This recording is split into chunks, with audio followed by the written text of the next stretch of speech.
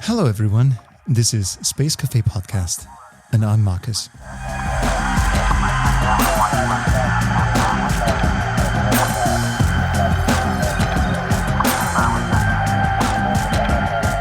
Have I already mentioned that we should not take ourselves too seriously? Humor may be the cure for it all, because all we can do is marvel and ultimately laugh out loud at the unrelenting presence of existence. The universe teaches us each and every day, whether we seem not to listen amid the mayhem of life. Take, for example, the notion of the isotropic universe. I already feel ashamed in the presence of all you cosmologists listening to this right now. But please bear with me. Perhaps there is someone who may not have come across that term. Alright, so the isotropic universe implies that the sheer size of our universe makes it appear the same from wherever you are. Wherever you stand, you are at the center of it all. And so is your spouse, your child, your brother, your sister, your boss, and even the one you may not want to mention right now, right across the universe in a distant galaxy. We are all at the center of it all, rendering the notion of centers useless. I know, the cosmological principle can only be applied to vast distances, but I'm taking the liberty to apply it to my life right now, because it's soothing. It's soothing to think that we are all in the same boat. No one is at the center, because we all are. So for today, I would like to draw the center of attention to a place that produced headlines in the past weeks. Unfortunate headlines. One of the biggest wildfires in the history of the United States, in Hawaii, destroyed vast swaths of land, rendered thousands homeless, and left more than 1,000 dead. In the midst of all of this is Alex Fielding, who from one day to the next had to shift his focus from being the co-founder of real-time satellite data provider and debris visualizer company Privateer, which he leads together with former Apple CEO Steve Wozniak and astrodynamicist and MacArthur Fellow Moriba Jah.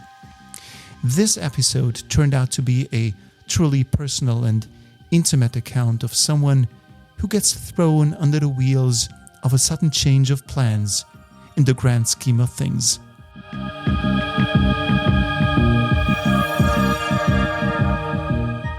The fire, when it started 2 weeks ago, and we even had a flare up today, which was quite scary. But when it started 2 weeks ago, the first priority, of course, was, boy, I better make sure that my family's safe, right? I mean, priority one is let's make sure the house doesn't burn down, and we had packed our things into our cars. I have a 4-year-old daughter. We were ready to leave. Although, to be quite honest, we're not sure exactly where we would have gone, which tells you, when you have 4 giant fires burning at the same time, you look around and you go, oh my God, everything's on fire. Where do you go? And, the reason I'm kind of rambling about this is that our neighbor's house fence line caught fire, and the fire was coming up the hill towards our home. And we got very, very lucky. One, I have a crazy neighbor who took immediate action. He jumped on a bulldozer, and he runs a construction company. He had a water pump truck at his house, and he starts going up and down the road, pouring water on the fire. And we got very, very lucky. The wind direction changed.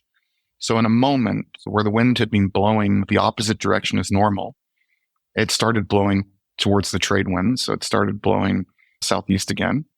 And that changed the direction of the fire away from our home, which was quite miraculous, really. We got very, very lucky. And as a result, our house didn't burn. And as a very lucky result, the next day, when we realized that, my family wasn't in immediate danger, we had actually asked everyone at the office, please don't come in, because we didn't know what danger the office would be in.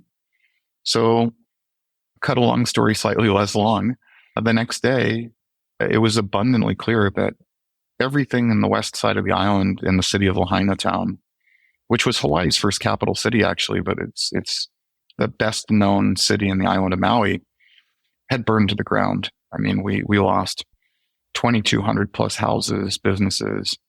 We had 4,500 people homeless, devastated. And we've likely lost about 1,000 lives, of which about 20% of those, maybe as high as 25% of those, are kids under the age of 14. And these numbers weren't being reported because, quite honestly, the fire went so fast and was so fierce that when they report on the news, this is a confirmed casualty or this is the death numbers, what they mean is we've identified the body and we've identified the next of kin. We've told their family, we're so sorry, your loved one's not here anymore. Well, how do you do that when all you have is ashes? And this was really something. So the very next day, as people from my team who were very stubborn decided that they would not follow the guidance to not come to work, they decided to show up anyway. And we said, okay, what can we do to help? The side of the island was cut off by both police and fire departments. We still had fires burning everywhere. And I said, well, look, how do we even know who's okay? Right? We have no communication there. We have no power. It's not a giant island, right? What can we do? So we started gathering supplies, donations, fuel, food, what you would expect you're going to need to take. And then I said, well, look, we have some trucks. We have diesel trucks. Why don't we put Starlink terminals on those with inverters and power cables, and let's drive them out to that side of the island. We had to get a police escort to take us through. And let's place them in neighborhoods where people who are homeless are congregating to find their loved ones and to try to let people know how they're doing. So I can tell you it wasn't very well planned and it wasn't very well thought out, but the intention was really good. So we acted very fast. And to my total surprise, there were many, many people smarter than we are who were building a plan, but we were faster.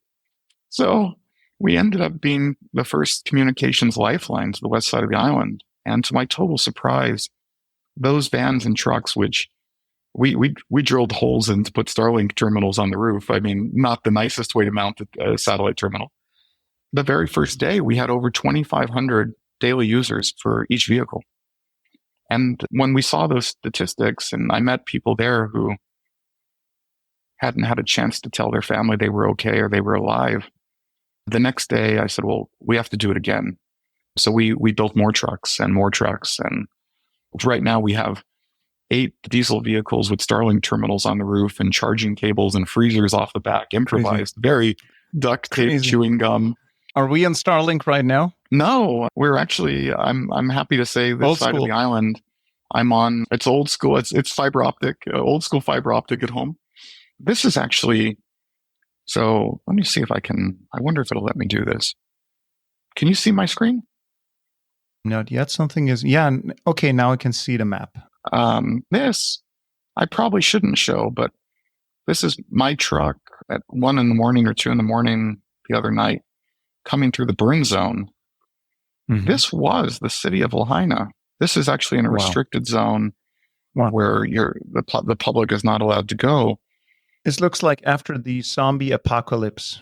It really, and honestly, the smell is overwhelming. The smell of decomposing bodies and the smell of just chemical burn.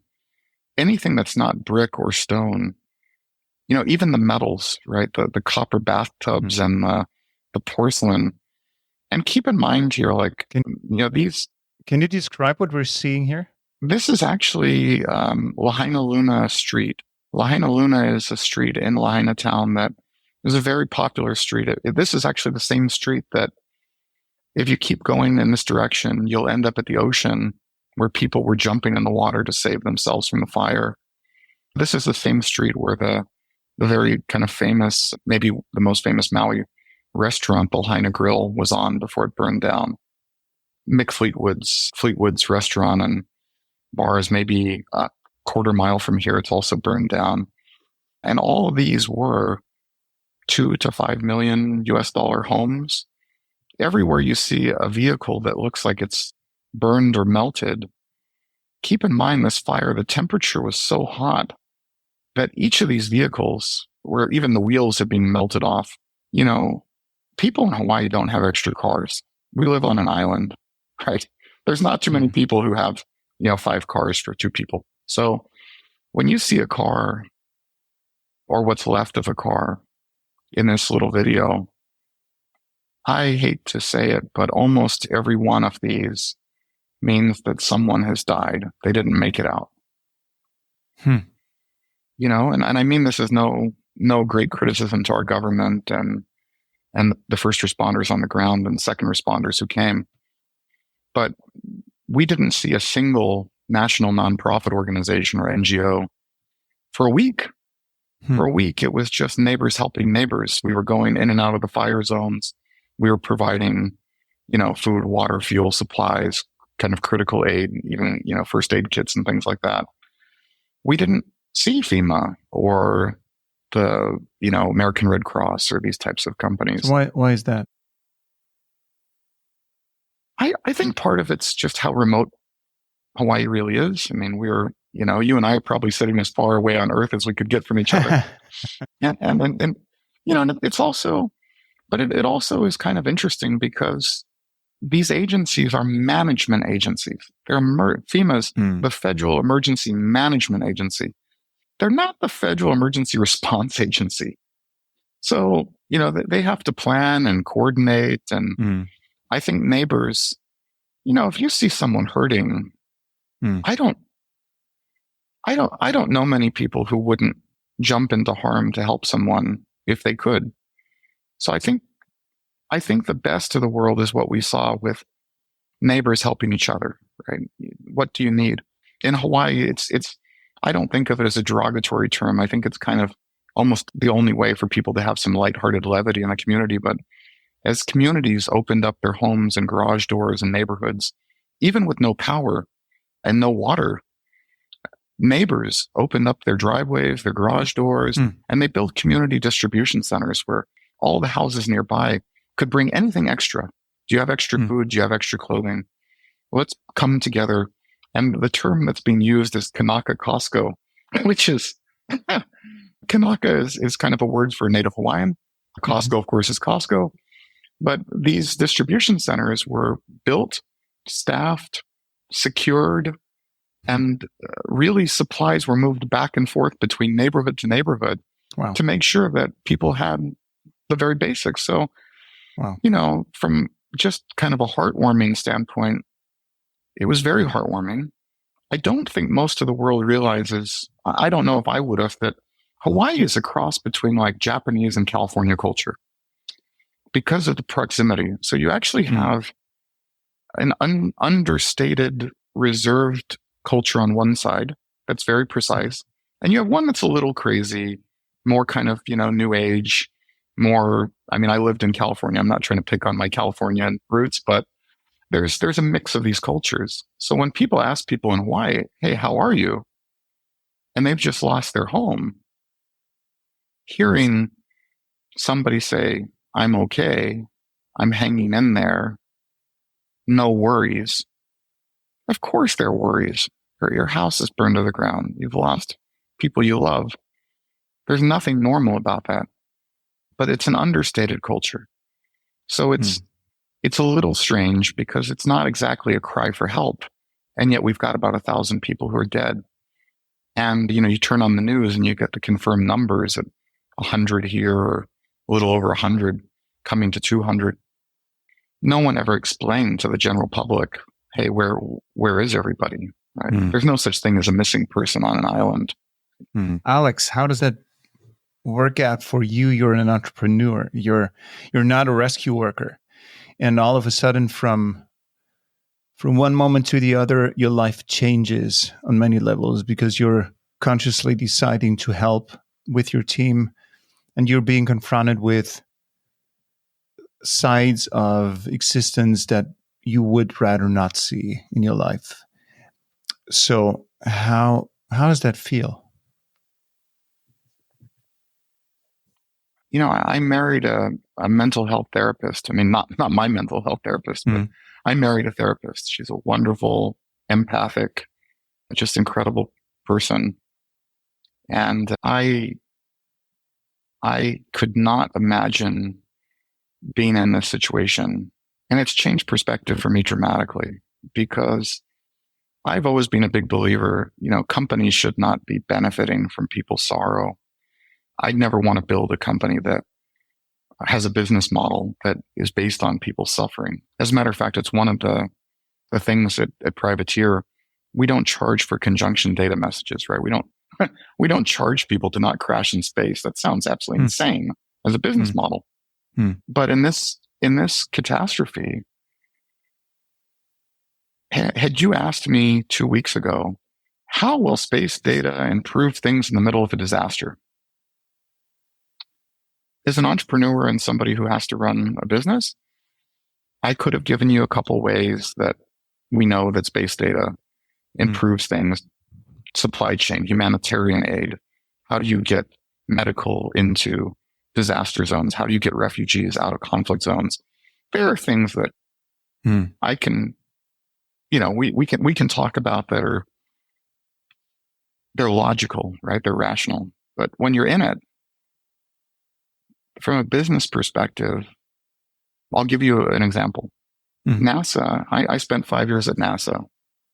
NASA has the software called FIRMS, which is this fire management stuff that takes Landsat and GuardianSat and other data and provides it at like 12-hour interval, very low resolution, equivalent multispectral data. So it can tell you at 30 meter GST, not 30 centimeters, but 30 meters every 12 hours where a fire is. So that's great. One red dot, one pixel on the map is the equivalent of a city block on fire. Well, for the news media that went to NASA FIRMS to look at Maui, they saw like the whole thing red for some time because it was burning so ferociously. But the thing that really hit me, I began calling my friends on Space Force and Air Force and other government agencies saying, please help, right? I need help on one side because we're trying to deploy communications over Starlink to give people a bridge home. But I also need help. Our first responders and our fire teams don't have access to even decent resolution multispectral at frequent rates. So they don't even know where the hotspots in the fire are. And if you wait for the stuff that's publicly available through NASA FIRMS, it's too late. You're 12 hours and many, many, many acres have burned. And this was an eye-opener because, Privateer, to be very honest, this was not on our top 10 customer target lists, right? We never really thought, hey, you provide multispectral imaging from satellite providers to first responders, and it helps them respond to a fire. It's still reactive, but look at the other side of multispectral, right? It's proactive. What if you could tell somebody at a regular interval where dead trees and brush are so they can go and know where to clean up? You could do that for multispectral pretty easily. None of this was available to our first responders, fire personnel, or police department. And everyone I begged had something that they could do, right? So I was begging people who I know have things that are in the classified community, which are very good resolution, very good revisit rate. And you can see on our software that some of those assets are overflying Hawaii now. So in the military, there's capability. I can infer that. I'm not sharing anyone's classified anything that we could use to provide this to first responders. Why are we not dithering it down and providing an unclassified version to the fire crews on the ground so they can save lives? It hasn't been available. Why do we not know what satellites are over our head and what capabilities they can provide? So as an example, we saw Elon and the Starlink team do a fantastic job moving an entire train of Starlinks over Hawaii to give us better coverage. And we saw 650 Starlink terminals land in Maui, where my team and other teams have now become first and second responders. I've joked with my wife that I have the body of a plumber and I'm now doing the work of a fireman. It's very confusing, right? But these questions had never been opened before. And I still don't believe that privateer is kind of building, Uber of space-based capability. I don't think that we should see any of these responsive things as profit centers. I know people have to get paid for their satellites and their opportunity, but I think in times of, this type of devastation, we shouldn't be profiteering from each other.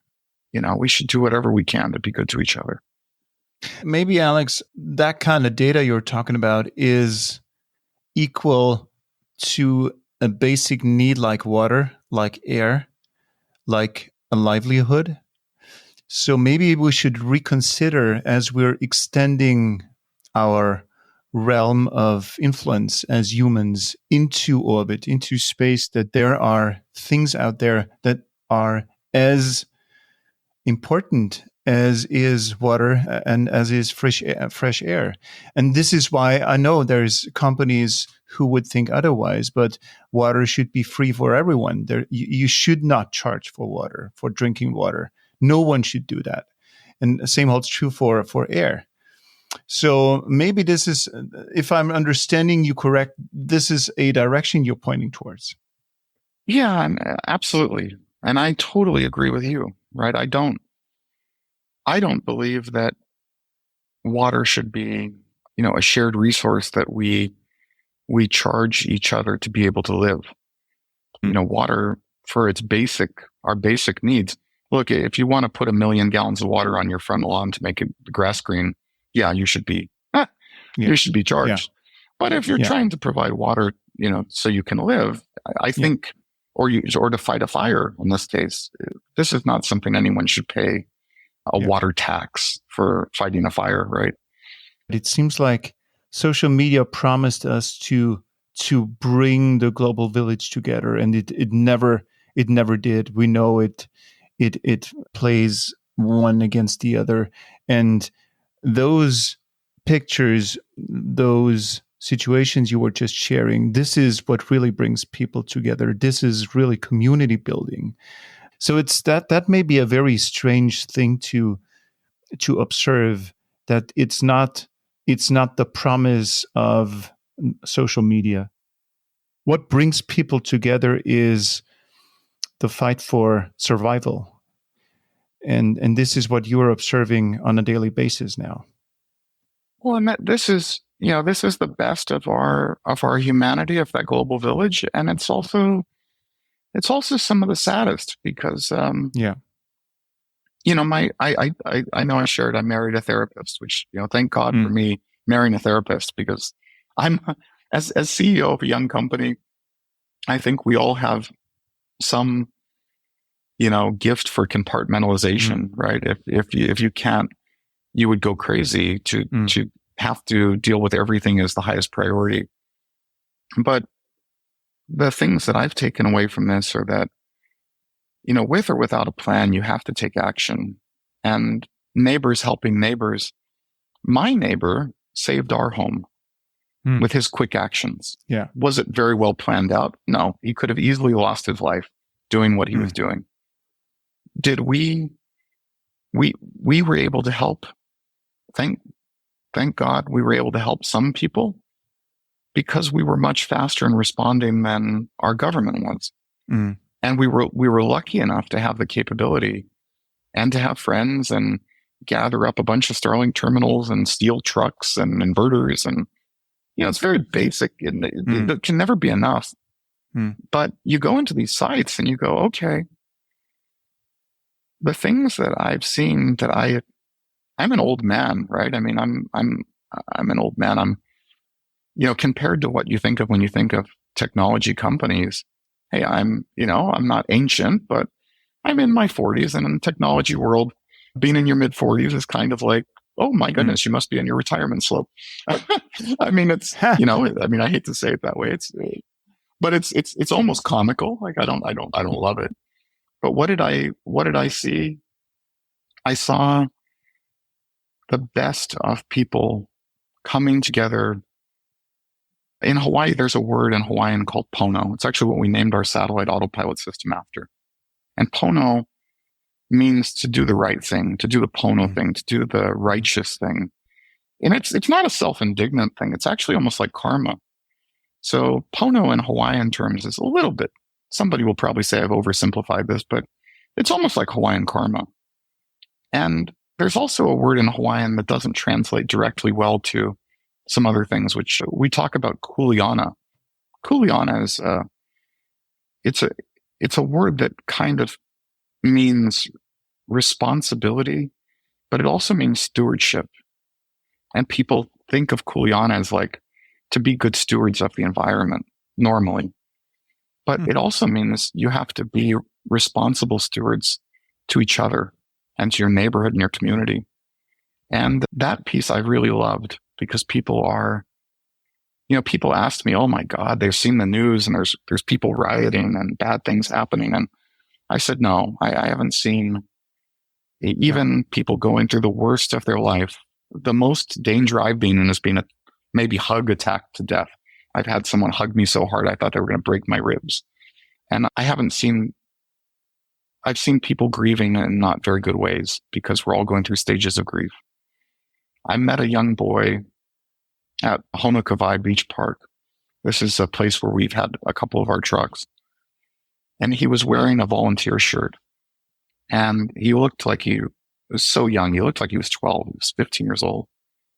And one of the gentlemen working at that site, I said, and he's such a sweet kid. He said, yeah.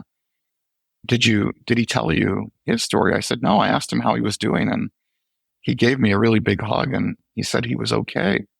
And I didn't ask any more questions because I was in my own world trying to get things running and move to the next site. And this young man, I shouldn't say boy, young man, he was at his school when the fire went down to his neighborhood and he wasn't able to get home. But he assumed that his parents had made it out and the reason he was at this park was it was the nearest one to his home. Mm. And he was able to sneak back into his neighborhood because the neighborhood was, even after the fire, it was completely off limits. So he went there to leave a note at his house and also to find out if his house was standing for his parents so they would know where to find him. And he went home and found half of each of his parents' bodies and no home. And he's okay, right? That's what he's telling himself. No one's okay. So the stories are on one side, it's 1,000 people that are dead. Yeah. It will be, I'm sure. On the other side, it's everyone I know. Everyone I know. I'm not exaggerating, has either taken someone into their home or a family into their home. And maybe I'm lucky. I only know some good people. I would love to think that. But I think that's actually a byproduct of just, we live on an island and we rely on each other. And we saw this during COVID. We saw people helping each other.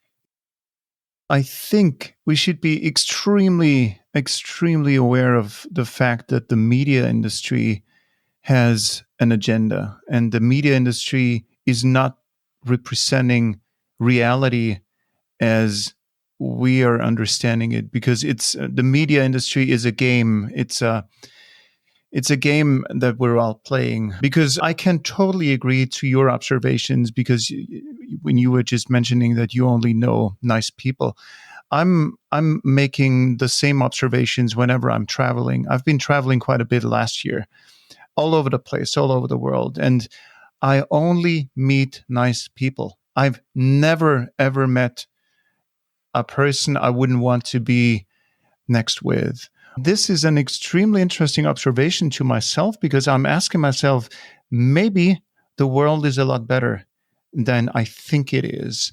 And where does my conviction come from? My conviction comes from the daily media diet. So we should be extremely careful with all this, because I deeply think the world is a lot better than we all think. I really think so as well, right? And it's been a running joke being an American, to be honest, because I travel for business quite a lot, right? I'm on the road much more than I would like. And to be very honest, when I'm on Maui, because there's not, I don't have a lot of business dinners on Maui, which mainly because we're on an island. So I have a rule with my family that when I'm home, 99% of the time when I'm lucky enough to be in Maui, I'll be home to cook dinner for my family, to spend time with my daughter, to get to play at night. So I don't do business dinners as a rule when I'm home in Maui. The last 2 weeks, my daughter, she's okay with daddy's on the road for work. Wherever he is in the world, that's okay. And her mother is, kind of the rock of keeping our house together and our family together. But all of a sudden, daddy's home, but he's gone at night. He's on the other side of the island. And my daughter, she's 4 years old. I was laying in bed with her very early in the morning, and she gets up before her mother, and she said, "Daddy, you're going to work today." I said, "Yes, I have to go to work." And she said, but why?" I said, "Well, we're laying here in this beautiful fluffy bed, and we have an amazing roof over our head. We're very, very lucky. And there aren't people who are as lucky as we are right now. And when somebody isn't, you have to help them.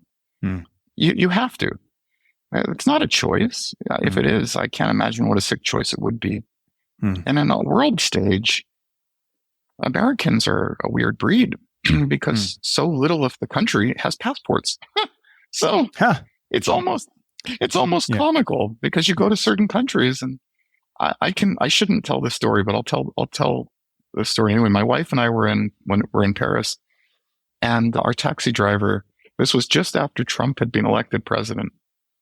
And I won't go down a political rat hole here too much, but our taxi driver seen, hey, here's this fat, bald guy with a goatee. He must be American, right? They make a certain cutout for that. And he goes, "Did you guys vote for Trump?" And I started laughing. I told him, I said, "Look, statistically, based on how few of a particular party in a particular demographic actually have passports, the likelihood of you meeting somebody who actually voted for him is actually incredibly unlikely." And, this wildfire situation is also interesting, because our former president, Barack Obama, is from Hawaii, and he lives in Oahu with Michelle. Now, I haven't, personally seen him on Maui yet. Maybe he'll come. I don't know. I haven't followed the news very closely the last couple of weeks. But you look at Hawaiian culture, Polynesian culture, its proximity to Japan, to the Marshall Islands, to Tonga, Samoa. It's an unusual culturally, the culture. When you come to Hawaii, I've never had anyone that I've met here say, "What do you do?" It's not in the first 5 questions. When you meet people in Hawaii and they're from here, they might ask you, "What are you going to do this weekend? Do you want to come over for a barbecue, or you want to come over for, a luau? You want to do pauhana after work?" They're not as concerned about work. They're concerned about, when was the last time you were in the ocean? Have you gone fishing? I'm going tomorrow. And running a company here on such an awkward time zone, right? 12 hours off of Europe, 6 hours off of the East Coast of the United States. My day gets started very early. The funny thing is that through this crisis, we've seen teams fly in from around the globe, from local small organizations, to go try to help. We've seen a federal response at federal sites, which is, I'm not going to really poke at them, but it's not very well organized, and it doesn't have that feeling of neighbors helping neighbors. So they've lost their jobs. They've lost their homes. They've lost their, it's their livelihood and their families. And in our culture, and I'm saying our culture as though I've somehow appropriated it. I mean, I've fallen in love with Hawaii, and I've been very lucky that Hawaii has adopted me. The community is very, very kind to me and my family. There's a word in Hawaiian that I've never seen a culture where it exists. There's a couple of words that are really interesting, but one of them is to Hanai.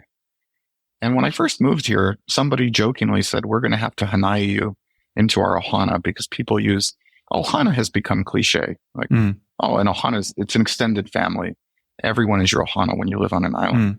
That's why everybody here, we're all brothers or sisters or aunties or uncles, especially for the keiki, for the kids growing up. Everyone that you meet, they say, oh, uncle, auntie, even if they don't know them very well. But this term Hanai, it's a very real thing. So if you Hanai someone into your family, it's like adoption at any age. And what we're seeing on the west side of the island is families Hanaiing survivors and saying, you're now a part of my family. And it's not in theory, it's for real, right? It's no matter how much this person now annoys you, they'll be invited to Christmas dinner, right? They're going to be at your table with you. So it's really special. And I'm sorry for babbling on. I think I'm just sleep deprived and caffeinated, but it's all good. Alex, tell me how, once you through with all this and the fires are extinguished and you're going back to work with your team at Privateer, how will going back to work to daily business at Privateer be like? Will it be different? Yeah, I mean, absolutely.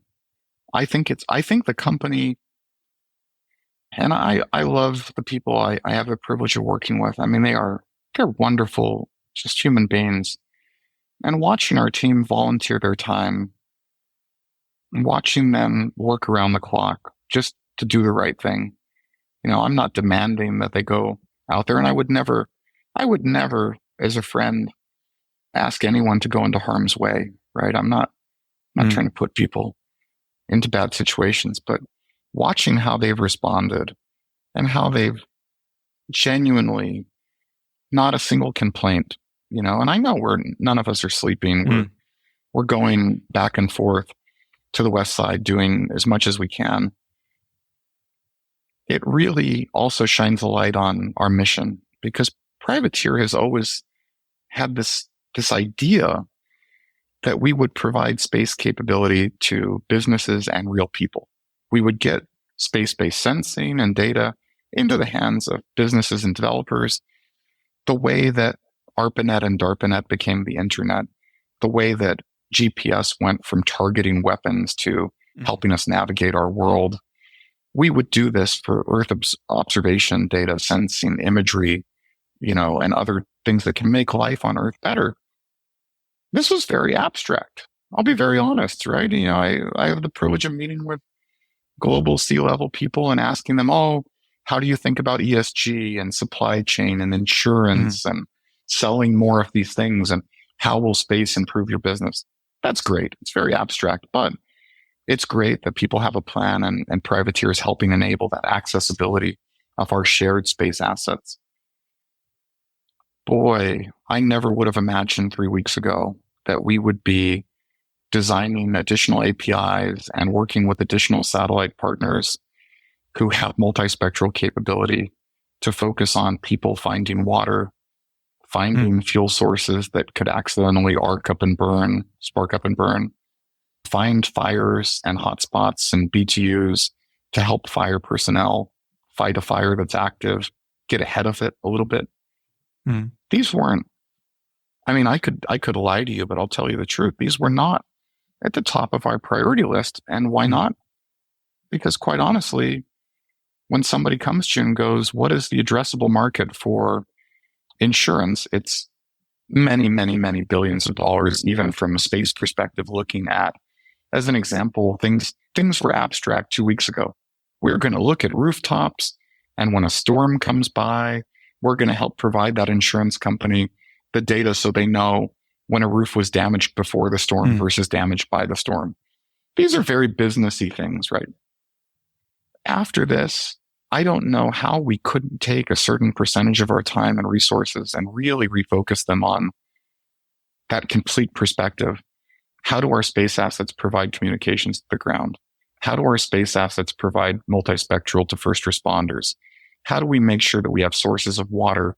How do we find survivors using, far field infrared or other technologies, how will we use this higher frequency, higher heat, higher quality sensing and imagery, or even RF sensing to save people's lives? And, it's changed the business, and it's certainly, I hope, for the better, because it's taken things that were abstract in nature and made them into things where we can't help but ask the question, like, how can we use this to make life better? And it's also taken things that I think were, in hindsight, they feel very cliche, right? What did we say when we started the company? We're going to improve life on Earth from space. What a grand thing. Everybody wants to make life on Earth better from space. How do we do it? I mean, half of the company, or just about half of our company, is here on Maui. The rest of it's scattered, across the globe, really. Italy, UK, the mainland United States.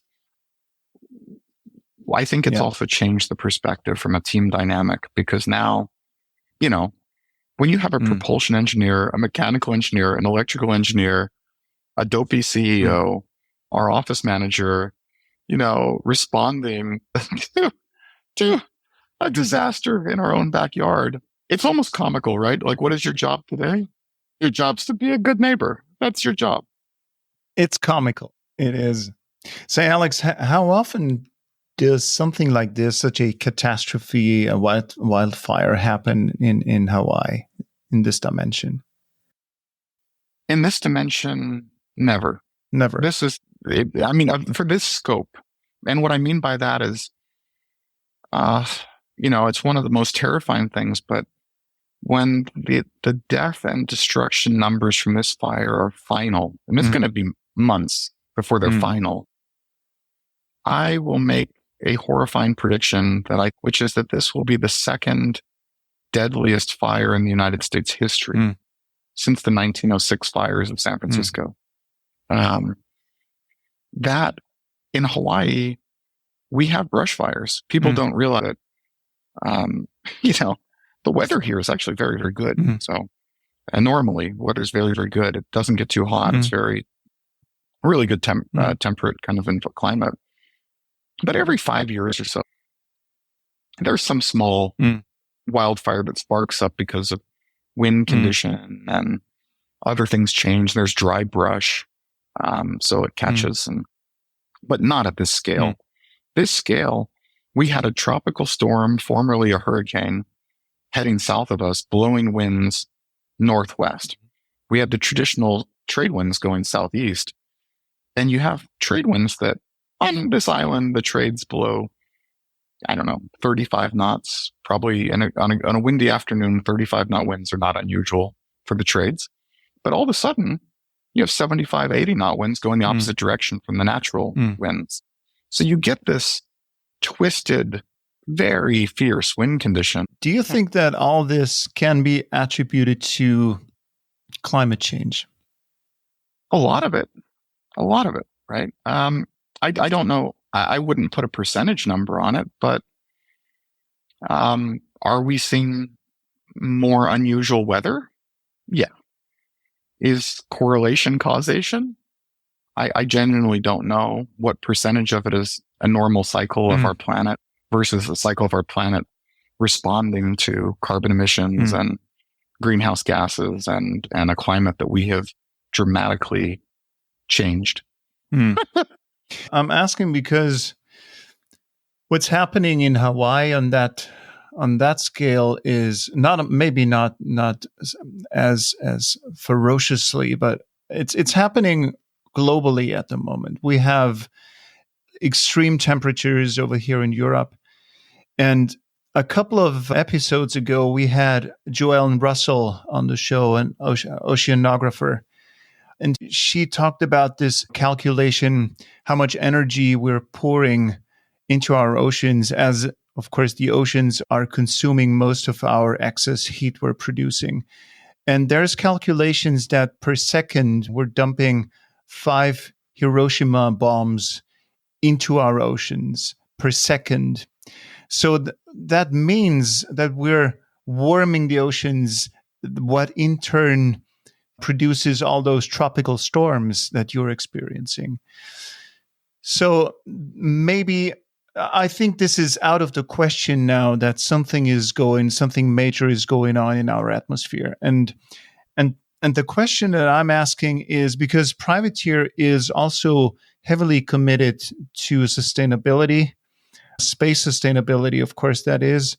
So the question is, are we repeating in space what we're neglecting here on Earth? Also, is there anything we're learning these days, or are you frustrated already and ready to reshift your focus with Privateer to something completely different? It's so funny, but when we started the company, the press reported that we were kind of building Google Maps of space, and we went along with it. We said, yeah, it's true. We track all these space objects, and we do this work, and we provide, conjunction analysis and maneuvers and automated maneuvers, and to keep people operating in space from hitting each other or trash. And there's plenty of trash in space, right? I have 26,000 objects that we're tracking actively. What maybe coming on 8,000 are actual active satellites. The rest of it is a dead satellite or a rocket bot, something that's bigger than 10 centimeters that we're tracking. I'm an optimist. And I believe that if you look at and I'm also partly capitalist, right? So I'm an optimist and I'm a capitalist, and I believe that they don't have to be disparate, right? You can have both together and still do good things. And I look at what did we see that was good from a space perspective?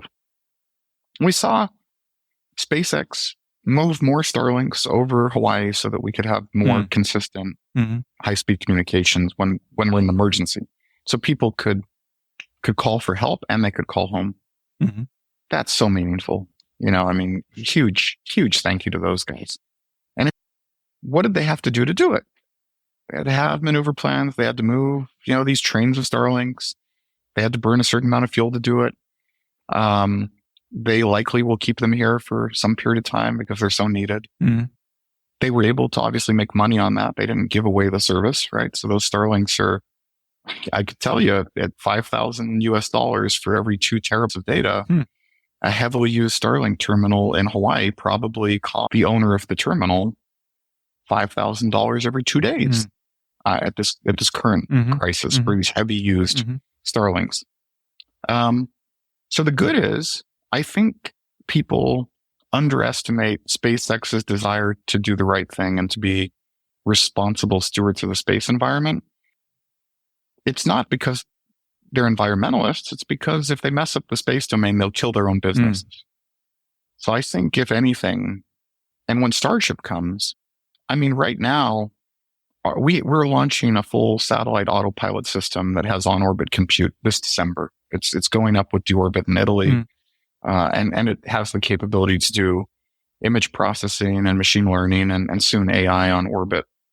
Guess what, right? The cost of doing the regulatory paperwork and the simulations and the certifications, we spent more money as a company to make sure that everything we did checked all those boxes and had all the regulatory things met than we spent to pay SpaceX to put it into orbit. That's incredible. And when Starship comes, it'll be a fraction of what we spent. So the good news is space launch and space servicing companies and operators are being incredibly mindful because while space is a very, very big place, our low Earth orbit and our most popular inclinations are already becoming congested. So we use words like orbital carrying capacity to describe how congested a highway system in space is, right? How much room is there between the cars or the satellites? For Privateer, our business is reliant on the idea that people will provide more and more space capability that we can share. We must share our space assets and their capabilities. And that while doing this, we cannot charge each other to not crash in space. Like we have to be very responsible partners. The comedy, if there is humor in this whole thing, is that you you can't any longer argue for, and I hate the word exquisite. You can't argue for exquisite data. What you have to do is actually look at the whole world. I mean, look at India, right? This is incredible. Okay. They've landed on the moon. There's incredible excitement. They've done it for a very small budget, right? 75 million US to do this. Well, guess what? Starship goes up and anyone can put a satellite on orbit for very, very little money, and we have to operate together. What we're going to find is that exquisite doesn't matter. We all have to have open, transparent access to space situational awareness, domain awareness, traffic management, automated maneuvers, autonomous navigation, and it has to be free. And we're going to have to standardize on whatever the worst is. So it'll be the opposite of exquisite. We have to agree that we're all going to agree on the position of objects as though we all agree on the same position. Because if you're right and I'm wrong, we're increasing our risk. Yeah. Are we ready to have regulations in place before the congestion gets too dense to not allow for any more space traffic altogether? We have to. It's just it's a game. You don't have to get it 100% right to go first. And I'm also the world's worst student pilot. I fly helicopters, and I've joked around a lot. Satellites don't have a requirement for a transponder yet. Nobody requires a transponder. So, okay, don't get me wrong. Most modern satellite operators will have a transponder. Hopefully they'll share the data. Right? We've been very key at privates here, but we have about a dozen sources of transponder data and other tracking data that is shared. And we share that. We're not trying to monetize these types of data. So what's bizarre is under requirement yet. We have it on planes. You couldn't fly a commercial plane into U.S. airspace without an ADS-B transponder. We don't have autopilot systems yet. I mean, we want to help optimize for things on orbit. We've seen people trying to sell them. I think that's partly kind of a fool's errand. Believe me, if I thought we could make a business selling it, I would have put that on the list. But the other piece of it is that, there is no enforcement. And if you look at post-World War II, why do we speak on the radio as an international standard for flying airplanes into foreign ports or foreign airports? We need to pick one. And don't get me wrong, right? The Brits and the Americans and the Allies got together and said, okay, English is about as close to something we can all agree to disagree on as possible. We're going to say English will be the universal language of air traffic. We haven't done that in space. And the only one who has the courage to assert that they will do it is actually the Chinese. And they've said this October, they're going to release a space traffic management standard. And I have argued, 1, we don't have a transponder standard. 2, we don't have an autopilot system standard. And 3, we don't have TCAS, traffic collision avoidance system. We have all of this for commercial airplanes. How can we not have it for objects doing 7.7 kilometers a second relative to Earth on average? Yeah. So I think it all must come. Enforcement, no one wants to be the traffic cop of space. I certainly don't. But the countries and the nation states involved, it says they're going to release one in October. India released an 11-page framework 3 weeks ago and now have landed on the moon. Okay, that's cool.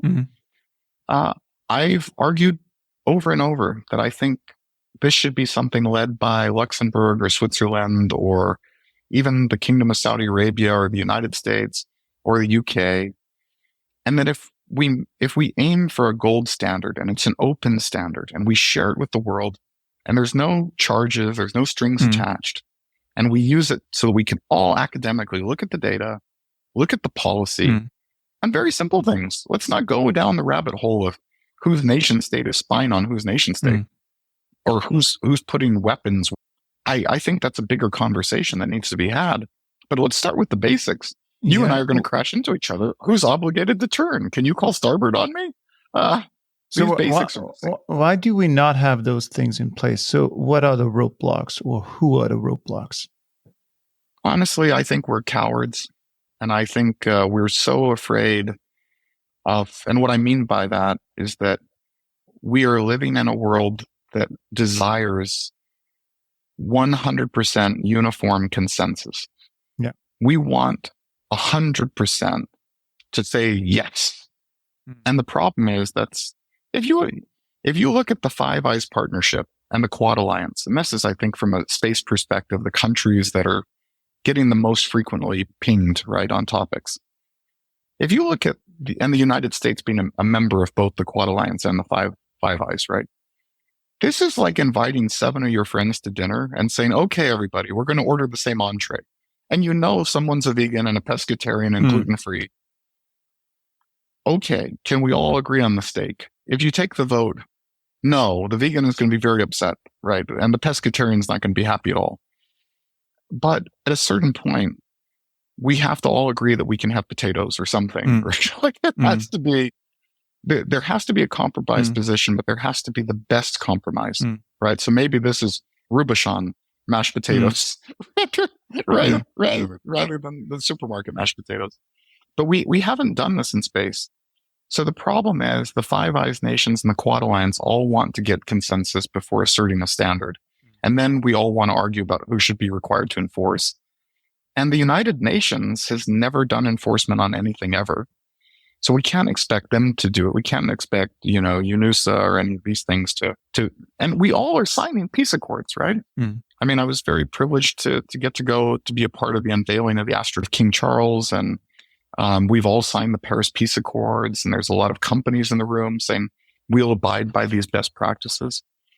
I would argue a nation with a number of space assets with good intentions should release that framework and say, this is the standard that we would like people to sign up to agree, at the very least, that we don't crash into each other, that we share positional data, we share maneuver planning, and we share coordination of maneuvers. So at least put your turn signal on your indicator before you change lanes in space so that we can keep each other safe at a regular frequency. And at the very least, have a transponder, have an autopilot system, have traffic collision avoidance system. And let's not care about who provides it. It must exist, and we must have a common framework, just like we do with airplanes, so that we know when we're out of controlled airspace or we're out of a nation's airspace in theory, what happens when my thing is going to go head on with your thing? Who should ascend or descend or maneuver left, or when the airspace is, to your point, it's becoming more congested? How much time do we have left to come to an agreement? We have to, in my mind, we have to do this before Starship is operational. Because once Elon gets Starship up, and it's funny because we're, look, Privateer is a young company, right?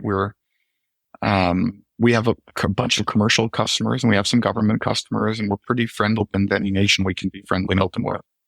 If you look at Privateer as a business and you look at what needs to be done before Starship gets here, reliably, you're seeing every nation state asking for the same things.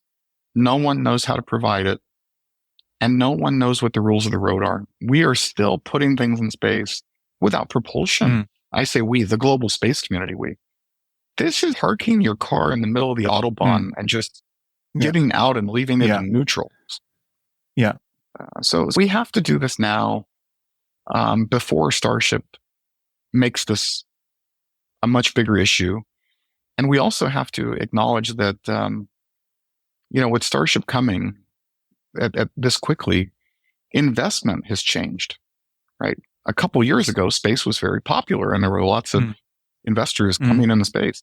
Now you've seen a slew of companies go bankrupt, go belly up, leave the space. And you've seen institutional investors that were hard tech, frontier tech investors as their own category, investing in space, that freaked out. The SPACs didn't go so well. And then all of a sudden they became crypto investors, and crypto, that wasn't going so well. So then they became AI investors. And now it's the same partners at the same firms investing in AI.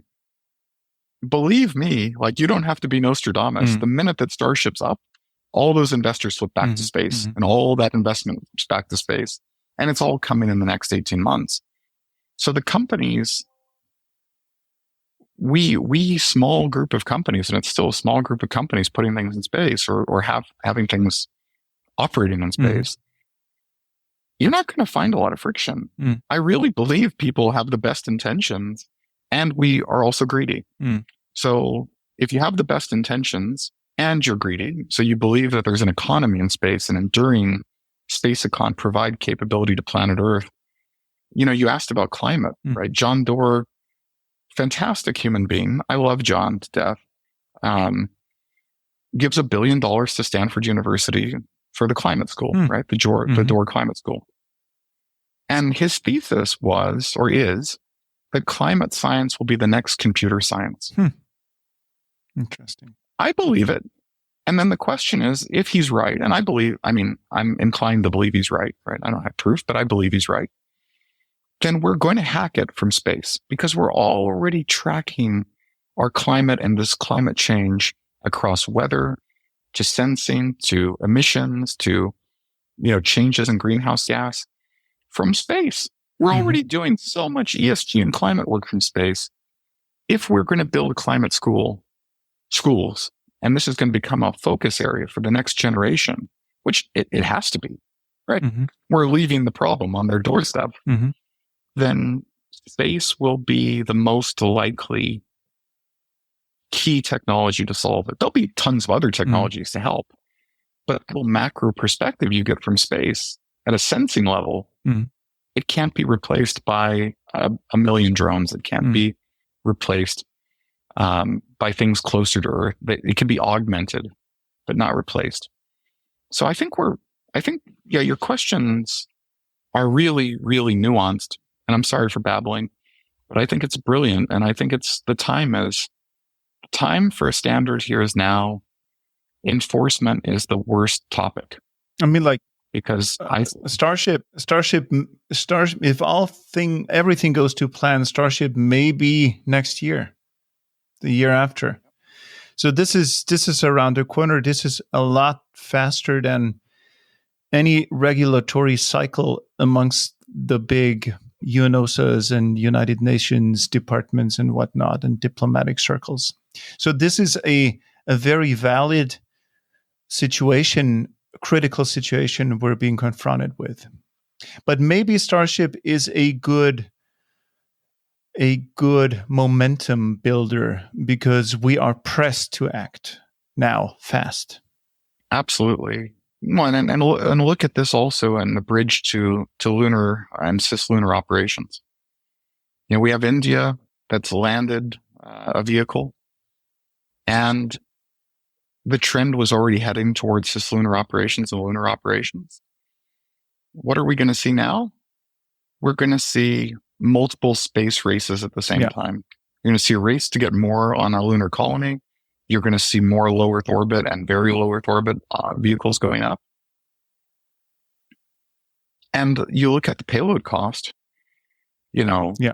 maybe as a space industry right now, we're averaging $7,500 a kilo US dollar. Starship is going to take a Falcon 9 Heavy price tag of something like that. I'm excluding a lot of the other costs, but the pure payload cost, I think you're going to be at under $1,000. I don't think people realize that when Elon says something crazy, many times they say something crazy and it's just not true, right? Is there going to be an ultimate death match between he and Zuck next year? I don't care.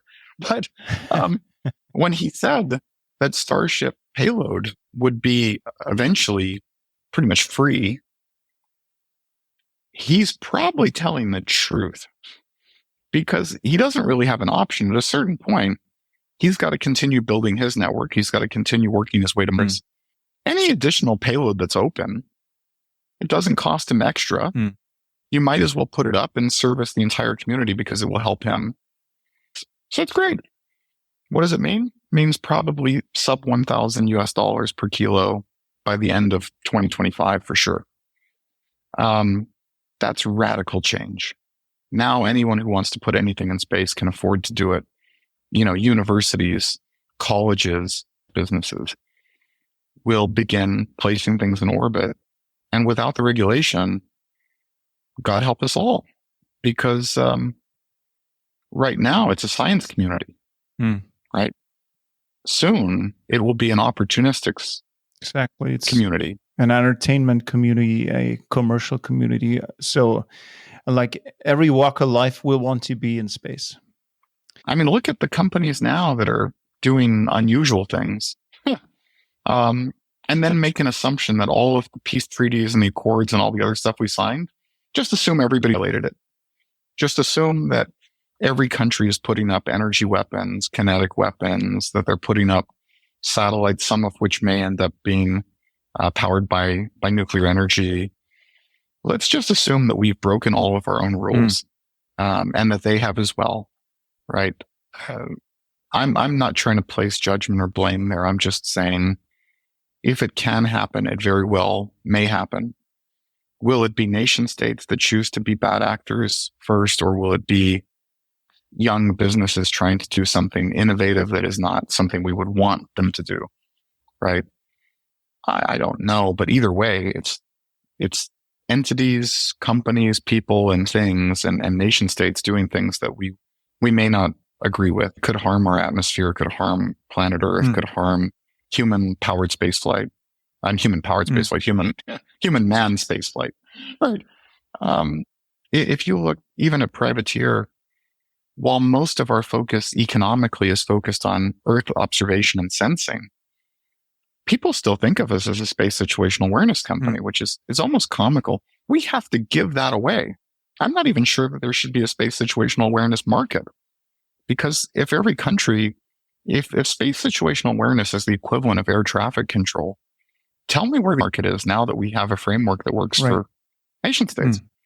I'm not a big believer that there should be a space situational awareness market. And even though the companies that are in that space, they're great companies with brilliant people and wonderful, warm-hearted leaders. I'll even tell you, during these Maui wildfires, we and 10 other young companies like ours, we only have about 550 employees, formed a nonprofit organization called Makai. Makai being to the sea in Hawaiian. So Makai.org. We put it together as a consortium because we have 30-something families that are homeless right now. And we want to figure out how to help them. We won't take a penny. None of us will be repaid for what our companies are doing or what we're doing. This is just to help people and help each other. The minute we made the announcement, someone on Dan Sepperly's team at Leo Labs said, hey, we saw what you guys are doing with this nonprofit. We would like to match donations to help the organization and to help these companies. We had Oprah's people reach out to make a donation. We had the Hawaii Community Foundation reach out.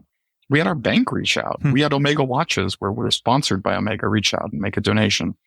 But the fact that Leo Labs would do that, I think is very, very kind, right? I mean, it's not a huge amount of money, but it's the idea that we are all friends.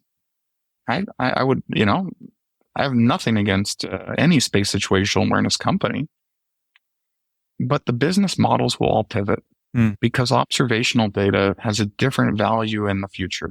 It's like, where's the company who makes money right now making a fortune selling radars for air traffic control? Like, they don't exist, right? Or for weather, right? We've done this with weather. Where are the companies that make a fortune selling Doppler radar for tracking weather? They don't exist. Or if they do, we can't name them because they're so small, niche. It's domain awareness, traffic management, with the exception of those people making a business model, warfighting, which I wish we would not even have a term in space. Alex, this may be a very strange question to an entrepreneur. Do you think we need to reconsider the way we think we need and want to make money as entrepreneurs? Because we're seeing on a global scale that the permanent race for growth at a breakneck pace may not be sustainable. It's not sustainable when it comes to resources. It's not sustainable when it comes to the health of corporations and companies, because now and then you need to go into cycles of depression to improve again. And many of those things we do not allow anymore to heal and grow on a more organic scale, I should say. So do you think that there is something we need to reconsider as to how we do business and maybe bring meaning into business again, and not only mere profit and mere money-making incentive?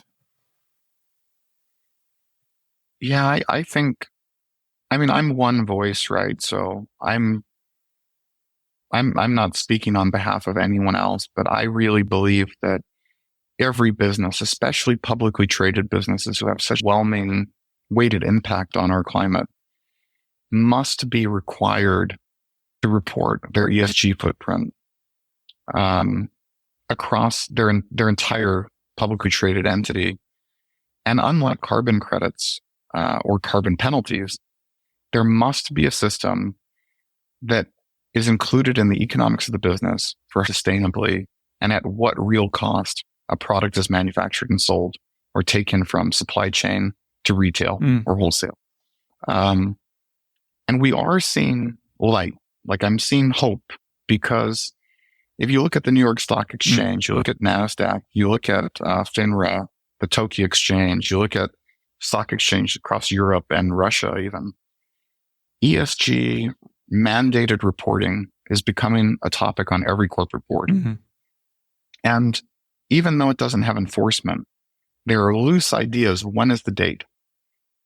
And what this will do, I believe, is level the playing field to some degree, because we humans are parasites sometimes, right? We are very good at strip mining things. And what we've done in every domain, in every frontier, we strip mine. And there's a byproduct that's very ugly. And that byproduct exists until it's regulated or until it's banned. So what have we seen, or what are we seeing now in space? We see that once an asset is in space, once a frequency is being allocated and registered, and once you're up, the regulation is very, very light. There's no property tax in space, right? You don't pay an annual fee to a government for your satellite. So what are we going to see? We're going to see Elon kick everybody's butt, because Starlink, you don't have property tax. You have cost of power. You have no regulators driving around taking a look at it. You don't have to deal with cables across other people's property. What are we going to see? We're going to see other companies take what they would have put on an airplane or on a drone and put it in space much cheaper. So we're going to see a conversion in the drone industry for sensing to go to space. It's just cheaper, faster, easier, especially now the launch cost is so cheap. So we have to have complete ESG reporting from raw minerals all the way to the hands of the consumer. And we have to be honest about what the actual cost is to the environment from these companies as they sell a product. And we also have to think about mitigating strategy. And I'm not a big fan of like giant regulation, but I think we have to be honest about it, and the consumer has to be informed. And the consumer can vote with their pocketbook. We can all vote with our feet, right? We can go to companies that we think are responsible and ethical, and we can buy products where we can afford to. There will be people who are not as fortunately able to sit back and think, oh, you know what, I'm going to buy the eggs that are more humanely harvested. I'm sure if you're worried about feeding your family, and your budget is very small, you're going to buy whatever's available. But the vast majority of the first world nations, I think we're going to see people vote with their pocketbooks, and we must. And this one's easier to regulate, right? I can't give you even a clue as to how the hell we do have space enforcement. But for public companies, we can enforce them through the stock exchanges they trade on. And those exchanges will be more than happy, and entities like the SEC will be more than happy to fine and issue penalties for companies that don't comply. They're very good at that. They're already operating in that ecosystem. It doesn't have to be about tariffs and embargoes and stuff like that.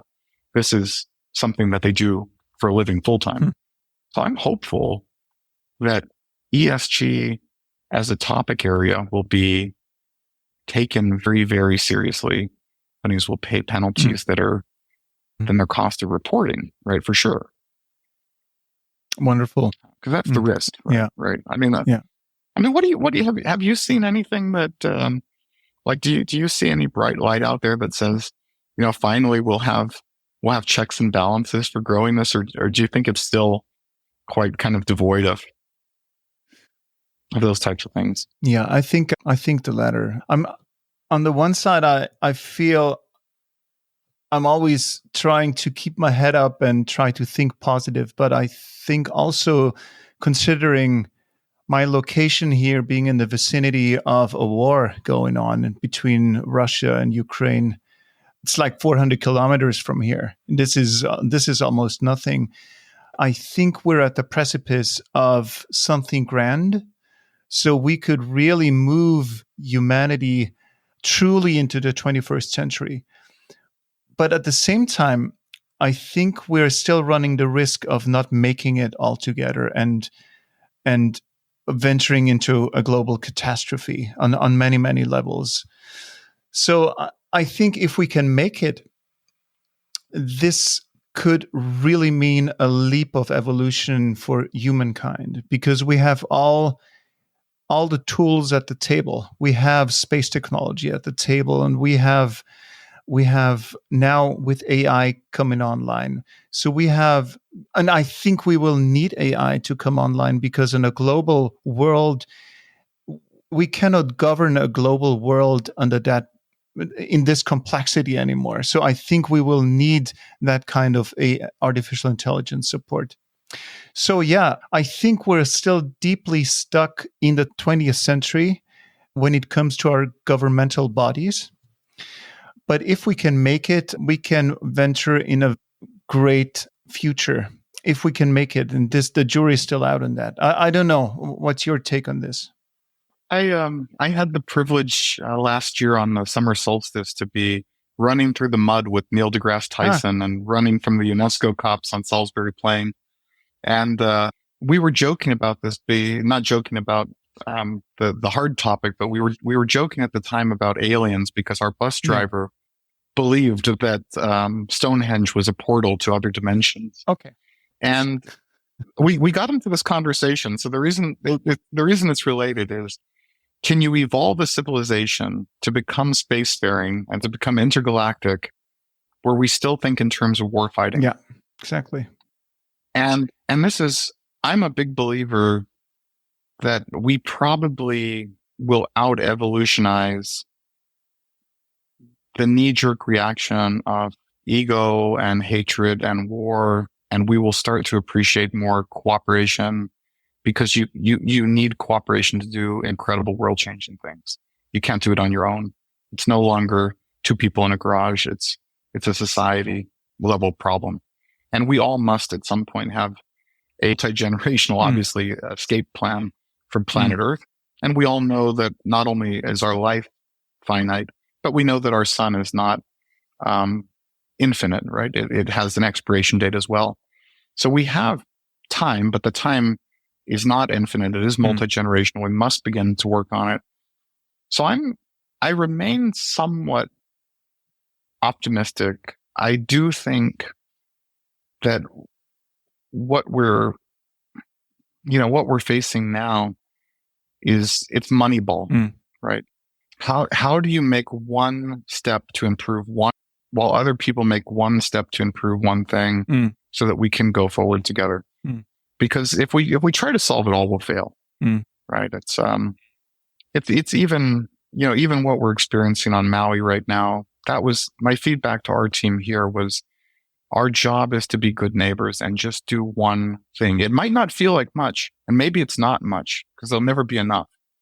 But if you can do one good thing, even if it helps one person, you've done one good thing to help one person. And it changes that one person's world.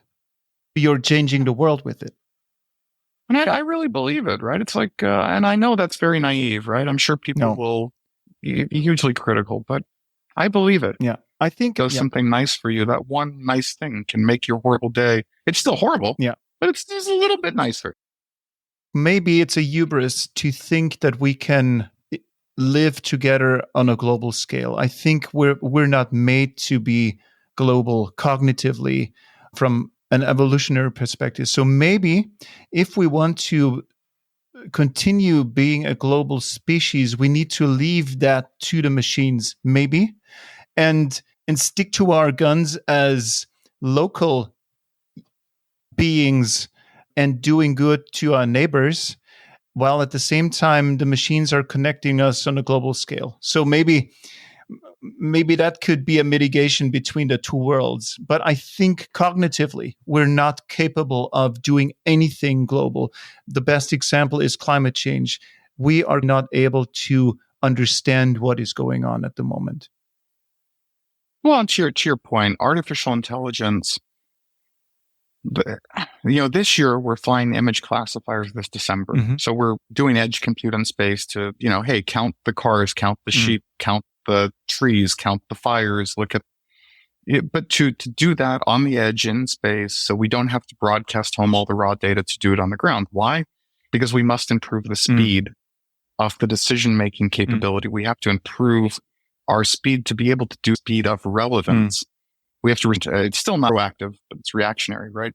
But with AI, next year we'll be flying a node for AI on orbit. By June, we'll have one up. It'll be looking at similar problem sets, but all of a sudden, a whole technology stack condenses. So what did we used to talk about? We used to talk about training models and machine learning and knowledge graph and a disparate set of schema that connect with data from everywhere. And the challenges of this. It's a human challenge. AI can be an augmentation to this in real time that can predict things, right? Yeah. And doing it from, I'm so hopeful. Yeah. I'm so hopeful that this changes life for the better. Yeah. And that it brings more equality. Yeah. And it's also comical, right? Because you think about this from a supply chain standpoint. 2007, I think it was 2007. I remember the shock and horror on people who bought Priuses when they found out that the most environmentally friendly car of 2007 was the Mercedes S-Class. Now, I didn't have a Mercedes S-Class in 2007, but it opened up the door to talk about how many recycled materials are you using, how much of your supply chain is sustainable, how hard is it to harvest these minerals for these batteries and to manufacture them, what is the cost to the societies involved. And it opened that door to that perspective. Living on an island, marketing and branding and reality are they're three different things. I mean, I live in an island in the South Pacific that runs power plants on petroleum products.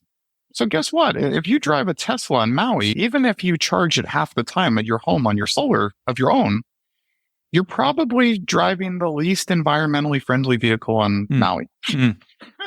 Because of the source of fuel and the cost of the supply chain and the transmission and getting it down. Not to mention the losses in our electric grid, which, as we've learned, our electric system needed a lot of work. But the perception is different. Will you ever find anybody in a monster truck flipping off somebody in a Prius or in a on the way to work? No, I don't think so. But this is almost comical because we have to open the door to neutralize this with facts. Right? Like real facts, like what is the actual cost to our society and the cost to the person who's actually making a purchasing decision so they can make better decisions. None of us want to buy sneakers manufactured by child labor in China. None of us. I guarantee you. I don't want to think about, a kid my daughter's age sewing a pair of sneakers to barely feed their family, right? So how do we know when a product has gone through that supply chain or a different supply chain? How do we know where the monies that we spend are allocated? And we all want to make decisions good for our hearts and good for our families. And many of us on a global level are blessed to have the opportunity to make a good decision, but we don't know how, right?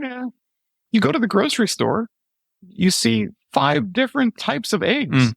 How do you know what the difference is in a moment between cage-free and free-range and roaming-free and organic? And these words don't mean anything. They do mean something, but there's not a numerical, quantifiable number in somebody's face in black and white that says, here's the difference.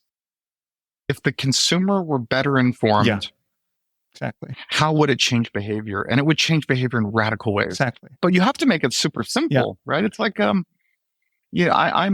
radically unhealthy. If you put my wife and I side by side, she looks like a very fit model. I look like I'm about to die. Now, if you look at, and then you look at I'm like sleep deprived. I'm rushing into toxic ash. Anything that I fly helicopters for fun. None of these things make sense. So from a risk profile, I'm pretty sure I'm the one who's uninsurable. My wife is probably totally fine. Now we're making decisions for our daughter, right? Because you're co-parenting. This is your child. I can tell you, as a fat guy, I look at every single ingredient on every single label of everything that I have my daughter consume. What have I learned that I never really took into account in my life? It's amazing how much the word added sugar means, right? Or, and these types of little things, if I can't pronounce it and it's a chemical and it's a preservative that'll make a loaf of bread last for 3 weeks versus 3 days, would I use that as anything but a chair leg if I had a choice? Now, there are people who don't have choice, right? Yeah. So if your family is starving and you have no resources, then hey, food is food. Yeah. I get it. Yeah.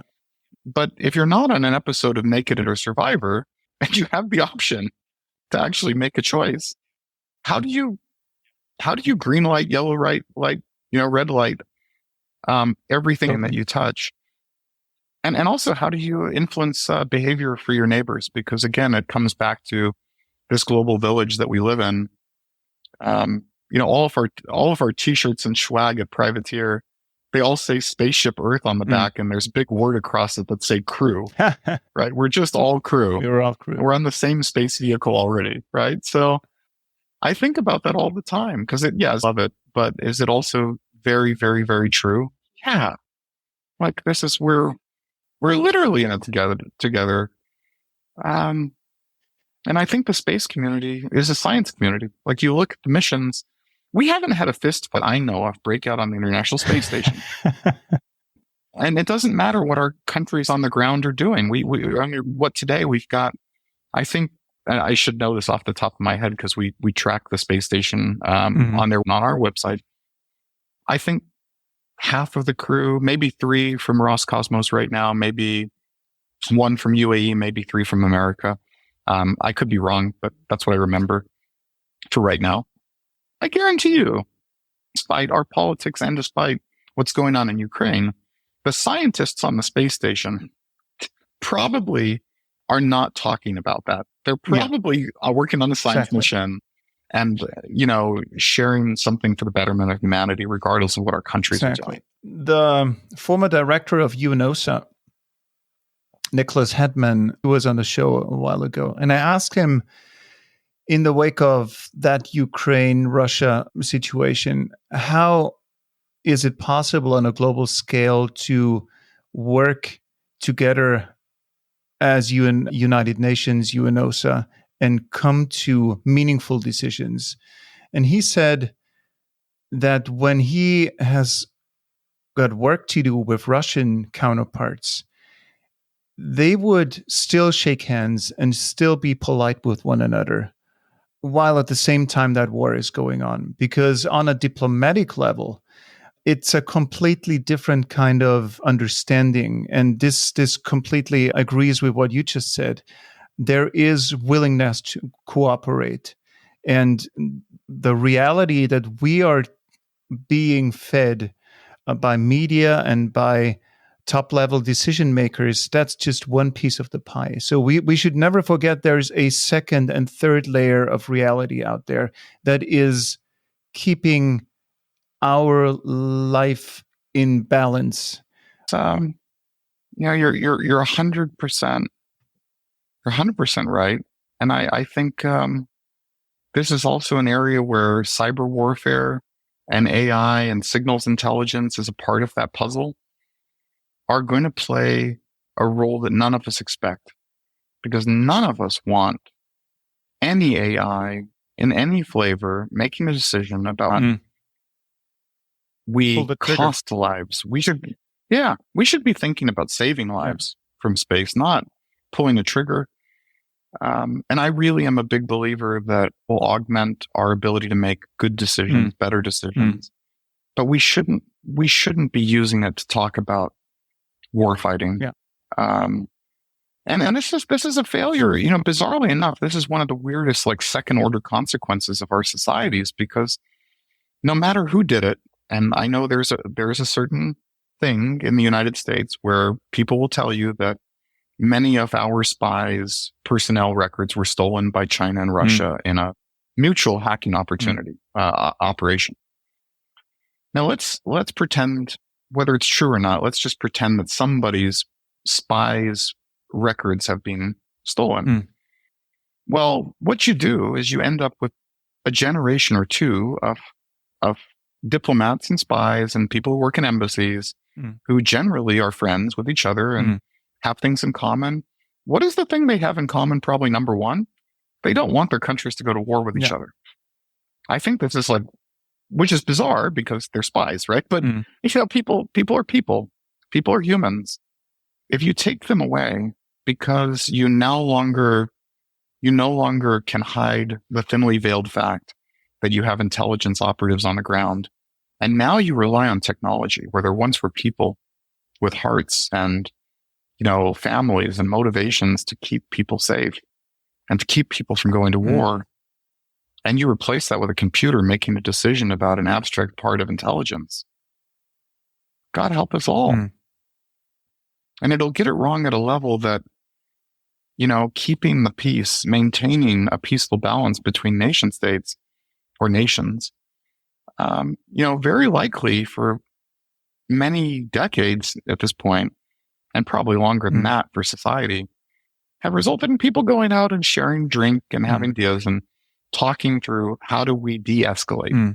How do we, even if we're friction filled, even if we don't agree with everything we're doing, how do we, for the greater good, find a way to not find ourselves at war?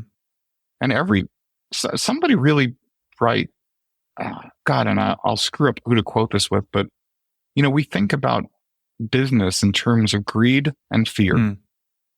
And countries think about things in terms of war and commerce. So clearly usual, because that means that these things are actually related. In my primitive mind, they're related, and that there's a reciprocal value from one to the other, which means that if you fail at commerce includes communication. If you fail at commerce, you will find yourself at war because of misunderstanding and distrust. And so no pressure Department of Commerce is around the world, because they now have space, as every Department of Commerce globally at this moment, maybe only for the last year or two, have taken on space as a topic. And the budgets are tiny. The motivations, I think, are large. And to take this full circle to regulation and standards, if commerce across nation states don't provide an open unilateral or bilateral framework to provide the basics, maneuvers, positional data, shared capability, then we're going to be in very, very big trouble. Someone will do something accidentally that will be misinterpreted. Exactly. That will be, and we've all seen this in our personal lives. There'll be a reaction, an overreaction. And these are the types of things, my true hope for AI is diplomacy and peace and feeding a population and making life better here. But it's going to take a long time to get from where we're at to where that is. Yeah. Alex, as an avid listener of that show, the next two questions, right? I'm scared. All right. So question number one, for your upcoming journey into space, maybe to Mars, to Venus. We just heard Guillermo Cernlein talk about humans to Venus. So it's going to be a very long and boring journey. What kind of tune wouldn't you want to miss to bring for yourself to that journey? Because we have, as you know, we have that Spotify playlist for the future space traveler. Which tune would you want to introduce to that list? I hate to tell you this, but I think I think we have to be broad to a category or a subcategory. But I think if this exists with the Beatles and Bob Dylan and the Rolling Stones, then maybe I don't want to visit it quite so bad. But right, it's a lengthy playlist. So the good news is there's an anthology that we can go and service through. I also think it's funny because this is I'm finding myself really drawn down some of these paths that used to be classic rock that are now like modern. So I can't wait to see, what a Brandy Carlisle or just across musical genre. I think it's going to be really interesting to see what in the world happens when we're at campaign. So what's the one tune? And unfortunately, oh boy. It's going to be The Wind by Cat Stevens. Good. It's not taken yet. Good. I get to my mark there. It's only 1 minute and 43 seconds from what I wrote. You can loop it. You can loop it for the 6 months to Mars. Nice, Alex. And now for the Space Café espresso, the espresso for the mind. What kind of espresso for the mind to energize our audiences, even beyond what we've been doing so far in these 2 hours, would you want to share to, as I said, energize and inspire our audiences? What kind of idea would you like to share?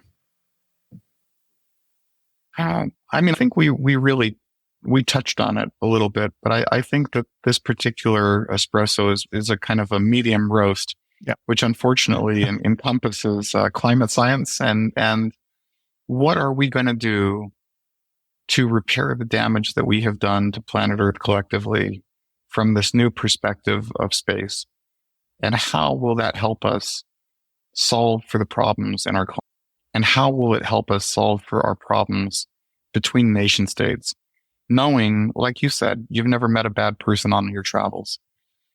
I'm a big believer that the global village we live in, most people's hearts are about doing the right thing, not just for themselves, but for each other. And the outliers are the ones that have to make compromised decisions. And anything we can do to move society forward is going to take people out of this position. So how will we use space-based data and perspective, that macro perspective? It's not about billionaires and cowboy hats and giant phallic rockets. It's about exploration, and it's about moving our whole society forward. And I really, is it Lavazza in a maybe a doppio type of espresso configuration here?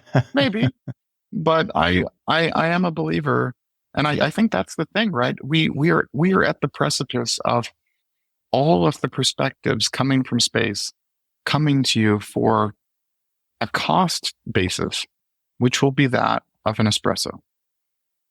And let's put that in perspective. If I can have satellite imagery or sensing that will improve my life, my family's life, my company's life, my country's life, our global life as citizens on Spaceship Earth, and I can have that for the price of a double espresso, what will we do when that's in the hands of developers in dorm rooms everywhere? Because now they can afford it. And that's the mission, selfishly, that we're on at Privateer. How will that change our capability globally if we can get the cost of space capability down to the cost of a cafe? Wonderful. Alex, feeling that was really fun. Thank you so much for taking the time. Oh, thank you. I genuinely can't wait to meet in person sometime. Yeah, absolutely. Ideally in Hawaii from my end. And there we have it, folks. Another episode of the Space Café Podcast comes to a close. I hope today's conversation with Alex, set against the backdrop of the devastating wildfires in Hawaii, has given you some food for thought. It's a poignant reminder that while we may be small in the grand scheme of the universe, our actions and experiences have profound impacts right here on Earth. I want to thank you all for tuning in, and a special thanks to our guest Alex Fielding for sharing his deeply personal journey with us. It's not every day that we get to hear such an intimate account, especially from someone who's been at the forefront of space technology and suddenly had to pivot due to unforeseen circumstances. Remember, the universe may be isotropic, but each of us is unique, and each moment we experience is irreplaceable. So let's make the most of it. If you have enjoyed this episode, my friends, please consider subscribing and leaving a review. Your support helps us bring more diverse voices and topics to you and keeps the show going. Until next time, this is Markus signing off from the Space Café Podcast. Take care. Bye-bye.